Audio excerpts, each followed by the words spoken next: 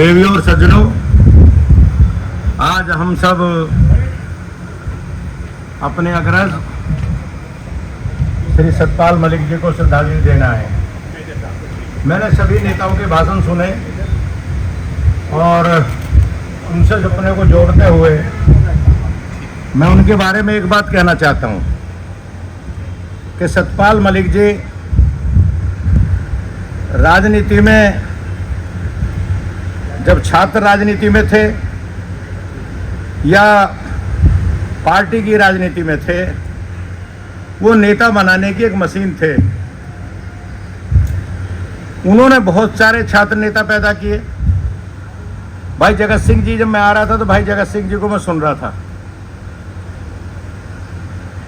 जगत सिंह जी को यूनिवर्सिटी में प्रेसिडेंट बनवाया। नेता तो ये थे ही, पर नेतृत्व तो सतपाल मलिक का था विश्वविद्यालय में। ओमवीर तोमर रहे। मुझको छात्र राजनीति में बढ़ाने का, हमें भी प्रेसिडेंट हुआ, उन्हीं का काम था। और जब चौधरी चरण सिंह जी के सानिध्य में वो आए और उन्होंने तमाम नौजवानों को, चौधरी साहब कहते थे कि 40 साल से पहले बुर्दवारी नहीं आती, एमएलए का टिकट नहीं मिलेगा।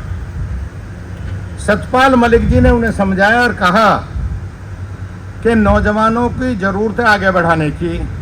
और जगत सिंह जी को याद है कि 80 में 1-2 नहीं, जगत सिंह जी बागपत से लड़े, मैं भी लड़ा, सब लड़े। और हमको जो 25-30 साल के बीच के नौजवान थे, ऐसे 50 नौजवानों को सतपाल मलिक ने राजनीति की दहलीज पर खड़ा करके और चौधरी चरण सिंह जी को हमारा हाथ पकड़ाने का काम किया। सतपाल मलिक जी के बारे में कितनी बात कही जाए।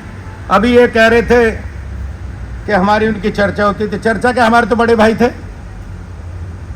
और छात्र जीवन में हमारे नेता थे। चौधरी चरण सिंह जी को उन्होंने हमारा हाथ पकड़ा दिया, तो चौधरी चरण सिंह जी हमारे आदर्श और हमारे नेता रहे। सतपाल मलिक के बारे में जितनी बात कही जाए, हाँ एक बात मैं जरूर कहूँगा, वो ऊपर से बहुत सौम्य थे पर अंदर उनके आग थी। वो हर सवाल पर चिंता व्यक्त करते थे।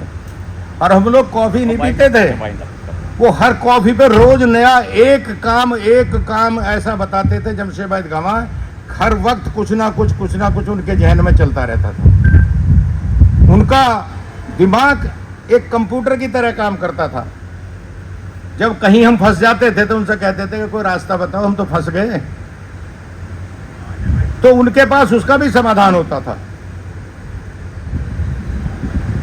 89 में एमपी बने, मिनिस्टर बने, केसी त्यागी जी भी एमपी हुए।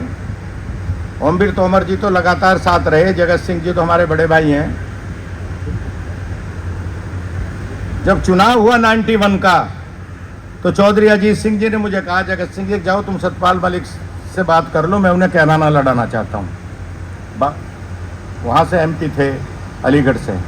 तो बोले कि भाई त्रिलोक बात सुन, तुम जनता दल में वीपी सिंह के साथ हो, मैं वीपी सिंह की पार्टी पर पर्चा नहीं भर सकता, मैंने उसे छोड़ दिया है। हम लोगों ने तय कर लिया, जो आदमी लोकसभा त्याग दे, राज्यसभा त्याग दे, सारे पद त्याग दे, गवर्नर उनके लिए कोई चीज़ नहीं थी। सतपाल मलिक एक बहुत ही मर्यादित और बहुत ही उत्कृष्ट कोटि के नेता थे और मानव थे।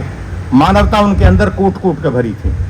मैं यहाँ किसी की बुराई करने लगूं, किसी की बड़ाई करने लगूं, एक बात मैं कहता हूं कि ऐसा आदमी कम पैदा होता है और प्रभु उन्हें अपने श्री चरणों में जगह दे।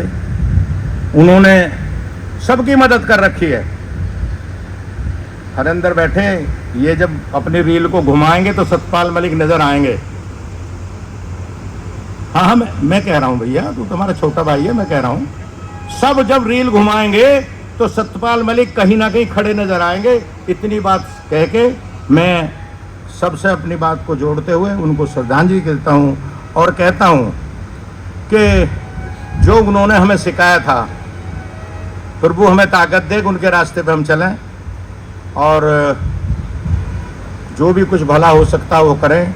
बहुत बहुत धन्यवाद। प्रभु उनको अपने श्री चरणों में जगह दे। ओम शांति, ओम शांति, ओम।